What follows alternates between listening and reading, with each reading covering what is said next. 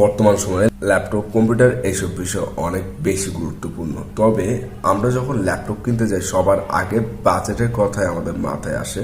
তো এই ক্ষেত্রে আমরা হয়তো চিন্তা করি কম বাজেটে ভালো কিছু করা সম্ভব কিনা। আসলেই কম বাজেটে অনেক ভালো কিছু করা সম্ভব যদি আমরা কিছু বিষয় অনেক বেশি ভালো করে লক্ষ্য করতে পারি।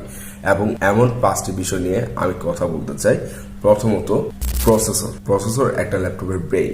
আপনার খেয়াল রাখতে হবে কোর i3 কিনা, সেই সাথে ওই ল্যাপটপের র্যাম 8GB এর উপরে কিনা। বর্তমান সময়ে 8GB র্যামের নিচে ল্যাপটপ কিনাটা বোকামি। দ্বিতীয়ত আমরা দেখবো এইচডিডি এবং এসএসডি।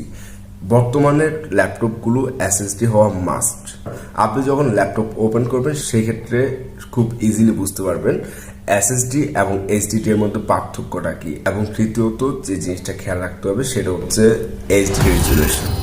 ওই ল্যাপটপটা এইচডি রেজুলেশন আছে কিনা এবং কমপক্ষে একটি USB 3.0 সেই সাথে একটি HDMI আছে কিনা। এসব বিষয়ে আপনার প্রেজেন্টেশনে এবং প্রজেক্টরের সাথে কানেক্ট করতে অনেক বেশি সুবিধা করে দেয়। 4 নম্বরের যে বিষয়টা খেয়াল রাখতে হবে সেটা হচ্ছে ব্যাটারি ব্যাকআপ। এবং সেই সাথে আপনি যদি স্টুডেন্ট হয়ে থাকেন তবে আপনার ক্ষেত্রে একটু লাইট ওয়েট ল্যাপটপ কেনাই বেটার। সেক্ষেত্রে ভার্সিটি যাওয়ার সময় ল্যাপটপটা বহন করতে অনেক বেশি সুবিধা হবে। এবং 5 নম্বর যে বিষয়টা খেয়াল রাখবে সেটা হচ্ছে কি আপনার আশেপাশে ওই ল্যাপটপের বা ওই কোম্পানির সার্ভিস সেন্টার আছে কিনা। এই বিষয়গুলো খেয়াল রাখলে সেক্ষেত্রে আমার মনে হয় বাজেটের মধ্যে তো আপনি ল্যাপটপ পাবেনই এবং সব ধরনের মিনিমাম সুবিধাগুলো আপনি ভোগ করতে পারবেন।